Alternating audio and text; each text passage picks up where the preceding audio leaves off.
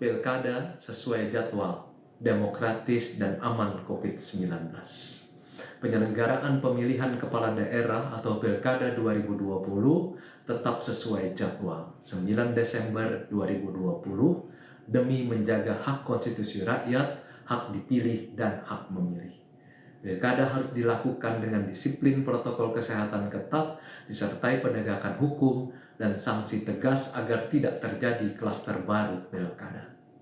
Presiden Joko Widodo menegaskan penyelenggaraan pilkada tidak bisa menunggu pandemi berakhir, karena tidak satu negara tahu kapan pandemi COVID-19 akan berakhir. Karenanya, penyelenggaraan pilkada harus dengan protokol kesehatan ketat agar aman dan tetap demokratis. Pilkada di masa pandemi bukan mustahil. Negara-negara lain seperti Singapura, Jerman, Perancis, dan Korea Selatan juga menggelar pemilihan umum di masa pandemi, tentu dengan penerapan protokol kesehatan yang ketat. Pemerintah mengajak semua pihak untuk bergotong royong mencegah potensi klaster baru penularan COVID-19 pada setiap tahapan pilkada. Berdasarkan peraturan KPU, PKPU nomor 6 tahun 2020, pelaksanaan pilkada serentak 2020 harus menerapkan protokol kesehatan tanpa mengenal warna zonasi wilayah. Semua kementerian dan lembaga terkait juga sudah mempersiapkan segala upaya untuk menghadapi pilkada dengan kepatuhan pada protokol kesehatan dan penegakan hukum. Pilkada serentak ini harus menjadi momentum tampilnya cara-cara baru dan inovasi baru bagi masyarakat bersama penyelenggara negara untuk bangkit bersama dan menjadikan pilkada ajang adu gagasan, adu berbuat, dan bertindak untuk meredam dan memutus rantai penyebaran COVID-19. Sekaligus menunjukkan kepada dunia internasional bahwa Indonesia adalah negara demokrasi konstitusional serta menjaga keberlanjutan sistem pemerintahan demokratis sesuai dengan ideologi Pancasila dan Konstitusi Undang-Undang Dasar 1945. M. Fajrul Rahman, juru bicara Presiden Republik Indonesia. Ya, sudah kita saksikan bersama pemirsa, juru bicara Presiden Republik Indonesia Fajrul Rahman menegaskan kembali bahwa memang pelaksanaan Pilkada 2020, Pilkada serentak di 9 Desember 2020 tetap akan dilaksanakan dengan protokol protokol kesehatan yang sangat ketat. Selain Mbak Titi malam hari ini yang masih bergabung, kita juga sudah tersambung melalui saluran telepon. Sudah ada Pak Akmal Malik, Dirjen Otda dari Kemendagri. Selamat malam Pak Akmal. Selamat malam, Mbak. Baik, Pak Akmal, kita juga bergabung dengan Mbak Titi Anggraini dari Perludem malam hari ini yang sudah ngobrol terlebih dahulu bersama saya di segmen sebelumnya. Pak Akmal, hari ini RDP dengan Komisi 2 DPR RI kaitannya dengan pelaksanaan pilkada. Iya. Baik, apa yang menjadi dasar kuat begitu bagi pemerintah ini sendiri tetap bersikukuh untuk melaksanakan pilkada walaupun angka COVID-19 ini sendiri juga masih tinggi-tingginya begitu? Tadi tentunya kita mendengar apa yang sudah disampaikan oleh Pak Fajrul Rahman tentang sikap pemerintah terkait dengan pelaksanaan pilkada serentak tahun 2020. Ada banyak hal yang sudah disampaikan. Nah, kami dari posisi pemerintah Kemendagri tentunya adalah melaksanakan apa yang sudah menjadi arahan Bapak Presiden. Bapak Menteri langsung menggagas pertemuan dengan Komisi 2, dengan KPU, dengan Bawaslu dan DKPP untuk merumuskan langkah-langkah konstitusional melalui PKPU yang kita siapkan agar norma-norma yang ada di KPU itu betul-betul mendukung pelaksanaan pilkada yang berkualitas. Pilkada yang menjamin keselamatan dan kesehatan masyarakat. Pilkada yang bisa menjamin kita menjadi negara demokrasi yang baik di dunia.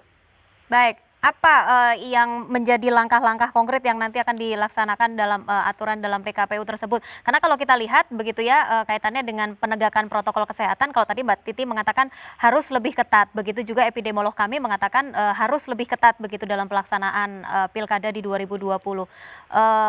Klaster pilkada, kemunculan klaster pilkada atau kemunculan klaster baru dalam pilkada ini sendiri sudah terlanggar begitu kalau tadi bahasa Mbak Titi ya, di beberapa daerah sudah ada yang terkonfirmasi positif COVID-19 sendiri. Bagaimana untuk menjamin bahwa kondisi ini memang bisa berjalan cukup aman, cukup lancar, penegakan dan juga sanksi akan seperti apa? Ya pastinya seluruh tahapan-tahapan yang tersisa ke depan adalah tahapan-tahapan yang menghindari terjadinya kerumunan massa.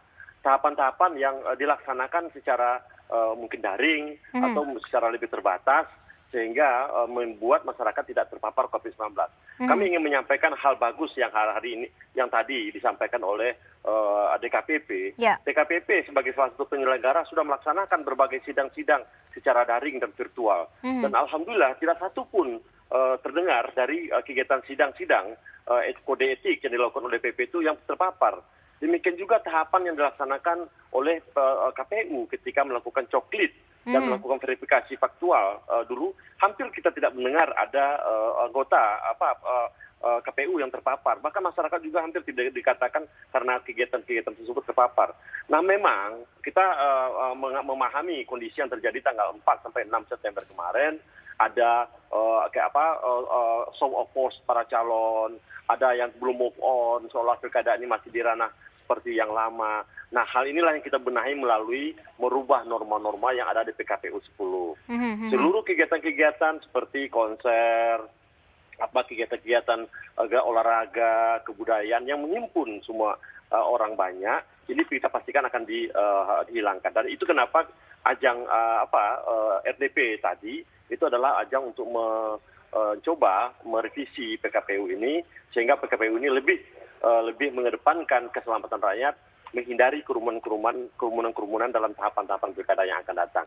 Dan tentunya kita akan memberikan ini bukan RDP pertama, bisa jadi nanti setelahnya kita akan merumuskan bagaimana konsekuensi sanksi yang tegas terkait dengan norma-norma yang sudah dirumuskan bersama tadi. Oke, Mbak Titi, sepertinya apa yang Anda sampaikan tadi sudah didengar begitu ya oleh penyelenggara, baik itu pemerintah maupun juga dari KPU, termasuk juga sudah masuk dalam pembahasan di RDP ini. Tanggapan Anda?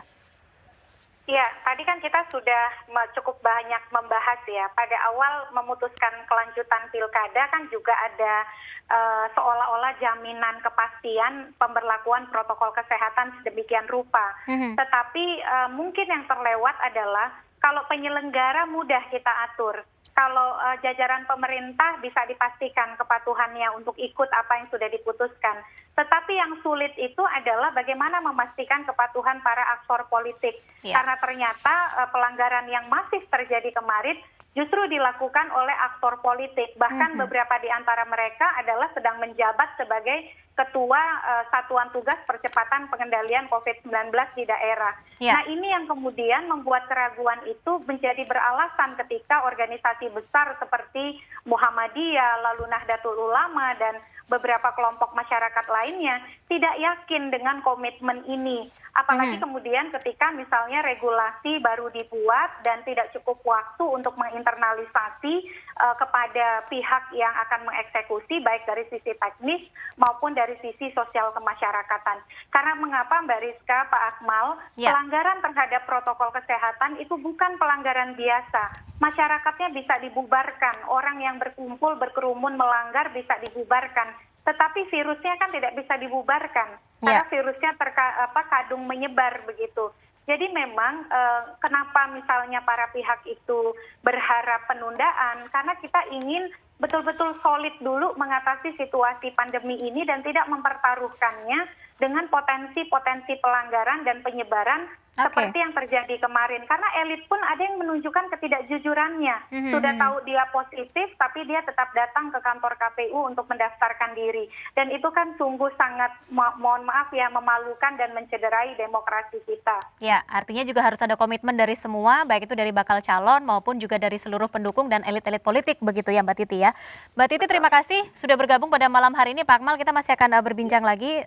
Semoga apa yang disampaikan tadi oleh Mbak Titi juga terdengar oleh penyelenggara pemilu dan kita juga berharap pilkada bisa berjalan dengan baik dan lancar begitu ya. Terima kasih untuk Mbak Titi untuk waktunya pada malam hari ini dan Pak Akmal. Pak Akmal masih bergabung bersama kami? Ya, masih. Ya, catatan terakhir dari Anda, Pak Akmal, jika memang tadi Mbak Titi sudah menyampaikan tidak yakin bahwa pilkada ini bisa berjalan begitu ya, dan juga tidak cukup waktu untuk membuat sebuah peraturan yang memang dalam waktu dekat ini akan sudah kurun waktu beberapa bulan lagi pilkada akan dilaksanakan dan kampanye pun juga akan segera dilaksanakan begitu. Bagaimana menjawab ketidakyakinan, bahkan mungkin bagi sebagian masyarakat yang juga tidak yakin bahwa pilkada ini akan tetap berjalan? Kita tentunya berterima kasih kepada teman-teman civil society, Mbak Titi dan teman-teman, selalu mengingatkan pemerintah, mengingatkan penyelenggara, dan mengingatkan semua pihak. Ada kondisi yang tidak biasa dalam pelaksanaan pilkada kita pada tahun ini. Dan ini juga kekhawatiran Mbak Titi bisa kita maklumi sebagai kecintaannya terhadap demokrasi yang baik ke depan. Tetapi sekali lagi, pemerintah dan semua pihak terus berusaha keras. Kita katakan pilkada ini tidak bisa sukses karena penyelenggara saja. Keterlibatan semua pihak, kepedulian mereka, masyarakat civil society, ormas-ormas, bahwasanya kita harus menjaga bersama-sama, memastikan bahwa umat kita, memastikan bahwa seluruh masyarakat itu patuh terhadap protokol kesehatan, itu jauh lebih hebat. Kami katakan kita apresiasi terhadap seluruh kekhawatiran dan desakan yang disampaikan oleh semua pihak, tetapi sekali lagi kita harus berbuat agar demokrasi betul-betul menjadi lebih baik di Republik ini ke depan. Demikian, Mbak. Baik, pertanyaan yang sama juga akan saya pertanyakan kepada Pak Arwani Tomafi, Wakil Ketua Komisi 2 DPR RI. Selamat malam, Pak Arwani. Salam sehat untuk Anda. Assalamualaikum. Waalaikumsalam warahmatullahi wabarakatuh. Pertanyaan yang sama, Pak Arwani, menjawab ketidakyakinan masyarakat dan juga beberapa lembaga kaitannya dengan pelaksanaan dari pilkada di masa pandemi ini sendiri begitu. Seperti apa gambaran dari DPR ini sendiri? Ya, jadi memang apa yang disuarakan oleh masyarakat, termasuk juga para tokoh agama dari NU, dari Muhammadiyah, ya, dari komponen masyarakat lain, tentu itu menjadi bagian ya yang harus menjadi perhatian kita semua. Ya. Oleh karena itu, rekomendasi atau hasil raker Komisi 2 dengan pemerintah pada minggu yang lalu meminta untuk bagaimana agar penyelenggara mampu memastikan, mampu meyakinkan kepada kita semua bahwa penyelenggaraan pilkada serentak ini memang siap untuk dilaksanakan. Oleh karena itu, pada kesempatan sore hari ini kita juga mencoba membahas ya secara lebih detail hal-hal apa yang harus dipersiapkan oleh pemerintah, oleh penyelenggara terkait dengan misalnya persoalan sanksi. Ya. Norma yang ada sekarang ini barangkali belum secara tegas menyediakan perangkat-perangkat hukum untuk mereka yang melanggar protokol kesehatan. Ya. Sanksi yang kedua adalah terkait dengan penanggung jawab penegakan hukum. Ya, ini juga harus diperjelas sehingga masyarakat juga akan menyadari, memahami betul ya. Oke. Artinya ada peraturan-peraturan yang memang harus disesuaikan dengan kondisi yang terjadi saat ini begitu Pak Arwani ya. Nah, apakah memang pelaksanaan Desember pilkada ini tidak atau mungkin dalam bayangan terlalu dipaksakan begitu untuk dilaksanakan dengan kondisi yang seperti saat ini? Kita ini tidak tahu kapan ya pandemi ini berakhir. Taruhlah hitungan pada tahun ini, akhir tahun nanti ada vaksin yang kabarnya hanya 30 juta.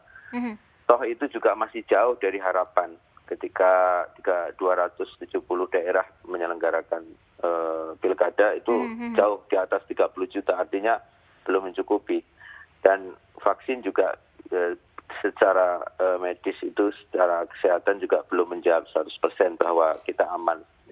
Ya. Oleh karena itu, kapanpun memang akan menjadi problem. Kapanpun ini akan kita laksanakan, ini akan menjadi problem. Oleh karena itu, yang perlu dilakukan adalah keseriusan kita semua untuk mentaati ya disiplin terhadap berbagai aturan terkait dengan protokol kesehatan. Oleh karena itulah sosialisasi yang terpenting sebelum dua hal tadi yang saya sampaikan adalah sosialisasi kepada masyarakat, kepada partai politik, kepada paslon, ya. Ini yang menjadi sangat penting bagi kita semua. Oke, kita juga tidak ingin pelanggaran-pelanggaran yang sempat terjadi begitu ya di masa pendaftaran, tetap memakai masker, namun kerumunan massa itu tidak bisa dihindari. Ya, Apa mungkin kalau catatan Anda Pak Arwani sebagai anggota Dewan? Saya secara pribadi dari fraksi P3 mengusulkan agar pemerintah dan kita semua tentu mengambil kebijakan bisa lebih arif, bisa lebih bijak, mengantisipasi adanya kluster di pilkada ini. Yang pertama adalah stop ya kampanye fisik, kita stop aja lah, kita ganti dengan virtual. Kita fasilitasi, pemerintah fasilitasi semua calon sehingga punya keadilan di dalam disosialisasikan kepada masyarakat. Lalu TPS keliling, saya kira ini juga harus dipertimbangkan, dibuat ya. Karena apa? Karena kalau exercise simulasi yang kita lakukan, sepertinya kalau pakai shift ya kedatangan pemilih sampai jam 1 itu nggak bisa, atau mungkin kita kurang waktu. Jadi saya kira ada pertimbangan untuk itu. Lalu yang terakhir mungkin juga pertimbangan e-recap ya, saya kira perlu menjadi perhatian. Kita tahu bahwa ini saat momentum yang tepat untuk kita melakukan transformasi di bidang politik ya, transformasi dari manual ke digital. Merubah sebuah adaptasi kebiasaan baru ya? Percepatan untuk melakukan transformasi digital dalam dunia politik. Baik, artinya membuat penyelenggara pemilu dan juga pemerintah bergerak cepat untuk mengubah sebuah kebiasaan yang baru begitu ya di tahun ini agar bayang COVID-19 dalam pilkada ini pun juga sedikit demi sedikit bisa luntur begitu di masyarakat ya? Iya, hikmahnya itu. Jadi prinsipnya ujungnya adalah bagaimana kita bersama-sama ya fokusnya pada keselamatan ya jiwa, keselamatan masyarakat. Itu yang terpenting, jaminan atas keselamatan mereka. Baik, Pak Arwani Thawasthi, terima kasih kebersamaan Anda pada malam hari ini. Salam sehat untuk Anda. Sehat. Baik, terima kasih juga kepada Pak Akmal Malik, Dirjen Otda Kemendagri malam hari ini yang sudah bergabung bersama kami. Dan semoga pemirsa apa yang kami hadirkan dalam perbincangan kami pada malam hari ini bisa memberikan informasi yang cukup kaitannya dengan pelaksanaan Pilkada 2020 di bulan Desember nanti. Bayang COVID-19 dalam Pilkada bisa kita kurangi, ketertiban dari para elit politik, bakal calon ataupun nanti calon kepala daerah dan juga Anda masyarakat bisa mematuhi protokol kesehatan yang telah ditetapkan oleh pemerintah. Jangan lupa untuk tetap menggunakan masker dimanapun Anda beraktivitas, jaga jarak aman Anda dan tetap untuk melakukan proses cuci tangan agar protokol kesehatan tetap bisa dilaksanakan. Saya Rizka Indah pamit undur diri, terima kasih, sampai jumpa.